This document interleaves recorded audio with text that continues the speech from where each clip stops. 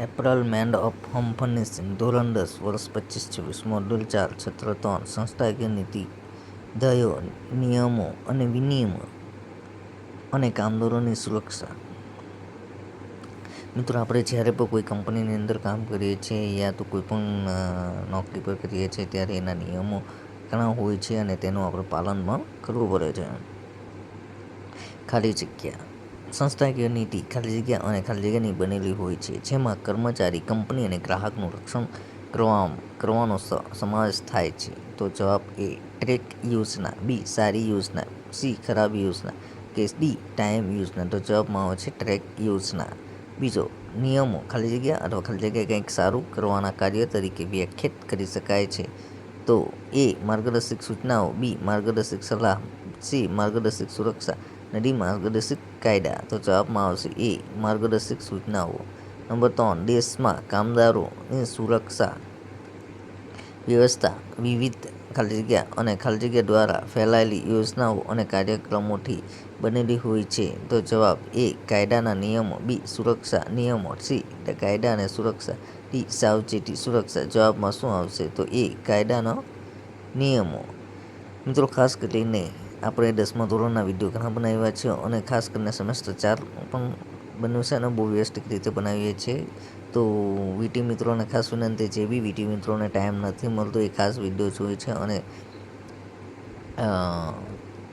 તમારા બાળકોના ગ્રુપમાં પણ મોકલી શકો છો. અને ખાસ કરીને એક વસ્તુ સપોર્ટ ખાસ કરજો કે તમે જે પણ વિડીયો છે એ શેર કરજો, સબસ્ક્રાઈબ કરજો અને લાઈક કરજો કે જેનાથી આપણે વિડીયો તમને મળી શકે છે.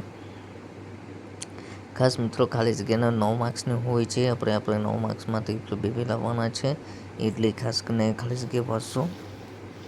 હવે પ્રશ્ન સવાલ 1, સંસ્થાકીય નીતિ એટલે શું? જવાબ, કોઈપણ સંસ્થા સુગમ સંચાલન માટે વ્યાખ્યાયિત સંસ્થાકીય નીતિ હોવી જરૂરી છે.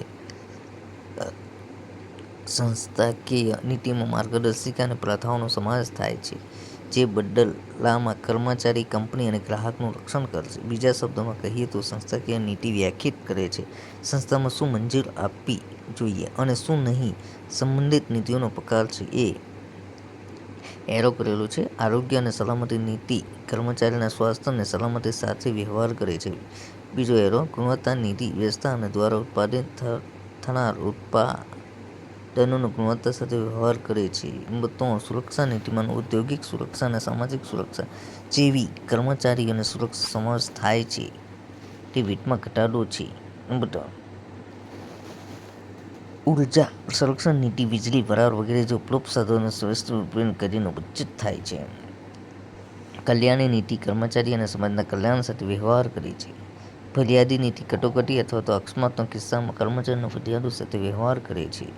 અકસ્માત નીતિ ઉપરોક્ત નીતિ જેવી જ છે, પણ આમાં અકસ્માતોના કિસ્સામાં કર્મચારીને ચૂકવવામાં આવતી સહાયનો સમાવેશ થાય છે.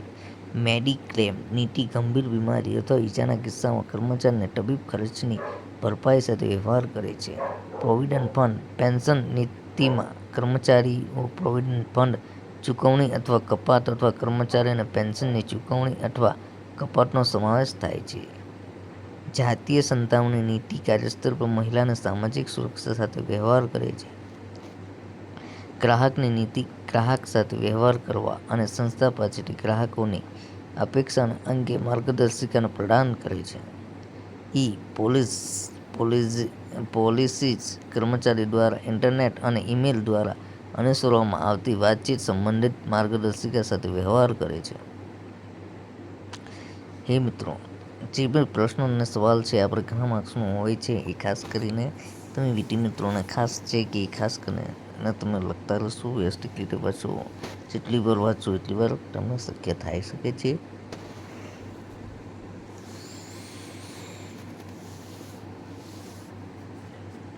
અકસ્માત એટલે કે ઘણી વખત આપણે કંપનીની અંદર કામ કરતા હોય છે, એટલે આપણને જાતે તે નીતિ નિયમો તો હોવા જ જોઈએ. નહીં તો આપણે જો કોઈ પણ વસ્તુમાં લાગી જાય છે, કોઈ જગ્યા પર હાર કામ હોય છે, આપણે છે એપરલનું કામમાં છે, તો આપણામાં પણ ઘણી જગ્યાએ આપણે ઇસ્ત્રી પર કામ કરતી વખતે આપણને ઘણું બધું નુકસાન થાય છે. ઓવરલોકના મશીન પર પણ ઘણું બધું નુકસાન થાય છે કે જેનાથી આપણને લાગી ન જાય. સવાલ, સંસ્થાકીય ધ્યેયો એટલે શું?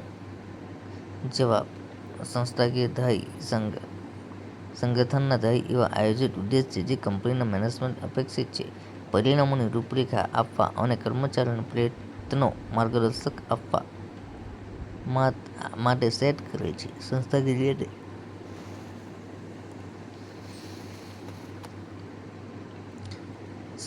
ધ્યેય એટલે સંગઠનાત્મક ધ્યેય એ એવા આયોજિત ઉદ્દેશ છે જે કંપનીના મેનેજમેન્ટની અપેક્ષિત છે પરિણામોની રૂપરેખા આપવા અને કર્મચારીઓના પ્રયત્નોને માર્ગદર્શન આપવા માટે સેટ કરે છે. સંસ્થાકીય ધ્યેયો નક્કી કરવામાં ઘણા ફાયદા છે. તેઓ કર્મચારીઓને સખત મહેનત કરવા માટે પ્રોત્સાહિત કરે છે. તે કંપનીની પ્રવૃત્તિ અને અસ્તિત્વને માન્ય ગણે છે. તે કામગીરીને વ્યાખ્યાયિત કરે છે. તે બિનજરૂરી ધ્યેયોને અનુસરવા પછી જવાબ નિયમો અને વિનિમય ઉદ્દેશ્ય કંપની અને હેતુ રક્ષણ કરવું જોઈએ. તે કંપનીને મુકદ્દમાથી રક્ષણ આપે છે. તે કંપનીને મુકદ્દમાથી રક્ષણ આપે છે. કર્મચારી તેની પાસેથી શું અપેક્ષા રાખવામાં આવે છે. સમાજમાં મદદ કરે છે. સંસ્થા ઉપરોક્ત તમામ મુદ્દાઓને કંપનીના લાંબા ગાળાના વિકાસ માટે સમાન મહત્વના કંપનીઓના નકારાત્મક ઉત્પાદન માટે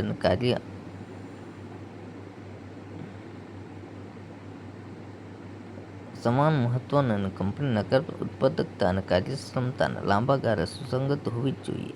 તે તમામ સંસ્થાકીય નીતિઓ અને નિયમો, વિનિમયો અને ધ્યેયોનું મુખ્ય કાર્ય છે. દેશમાં કામદારોની સુરક્ષા પ્રણાલીઓ વિવિધ કાયદાઓ અને નિયમો દ્વારા ફેલાયેલી સંખ્યાબંધ યોજનાઓ અને કાર્યક્રમોનો સમાવેશ થાય છે. ભારતમાં ઉદ્યોગોના કામદારો માટે તેમની સુરક્ષા માટે ખૂબ જ મૂળભૂત સામાજિક સુરક્ષા પ્રણાલીઓ છે. આપણા દેશમાં 2 મુખ્ય સુરક્ષા યોજનાઓ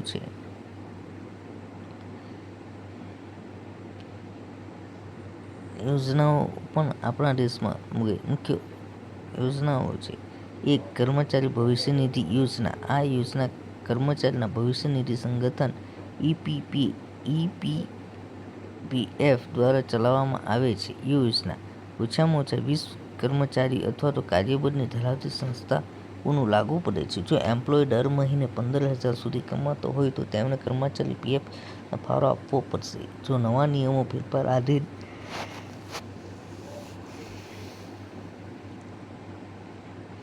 જો કર્મચારી રાજ્ય વીમા યોજના કર્મચારી વીમા નિગમ દ્વારા ECIC દ્વારા ચલાવવામાં આવે તો કેટલીક ECI યોજનામાં બધી કંપનીઓ તરફથી નોકરીદાતાને યોગદાન જરૂરી છે. કેટલાક કિસ્સાઓમાં આ ત્યાં લાગુ પડી શકે જ્યાં ઓછામાં ઓછા 10 થી 20 કામદારો હોય છે.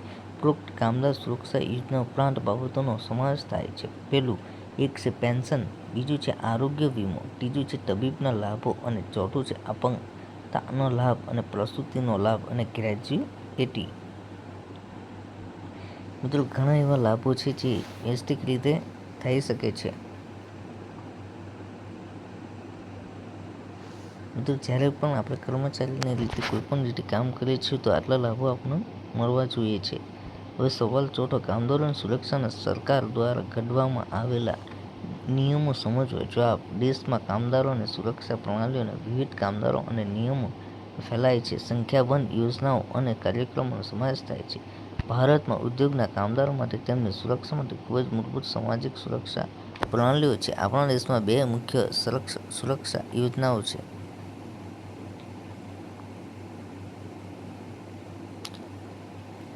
પહેલું, કર્મચારી ભવિષ્ય નિધિ યોજના. આ યોજના કર્મચારી ભવિષ્ય નિધિ સંગઠન EPF દ્વારા ચલાવવામાં આવે છે. આ યોજનામાં ઓછામાં ઓછા 20 કર્મચારી અથવા ધરાવતી સંસ્થા લાગુ પડે છે. જો એમ્પ્લોય દર મહિને ₹15,000 સુધી કમાતો હોય તો તેમના કર્મચારીઓની PF યોજનામાં ફાળો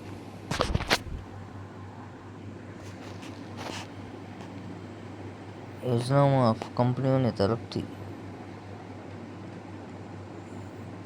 ચલાવવામાં આવે છે. કેટલાક યોજનાઓને કંપનીઓ તરફથી નોકરીદાતાને યોગદાન જરૂરી છે. કેટલાક કિસ્સાઓમાં તો લાગુ પડતા ઓછામાં ઓછા કામદારો હોય છે. ઉપરોક્ત કામદારોની યોજનામાં છે પેન્શન, આરોગ્ય, તબીબ, અપંગતા, પ્રસૂતિ અને ગ્રેચ્યુઇટી. મિત્રો, સબસ્ક્રાઈબ અને લાઇક કરજો કે જેનાથી બીજા વિડીયોને તમે શેર કરજો અને સબસ્ક્રાઈબ 100% કરજો અને વિડીયો પૂરેપૂરો જોજો. Script not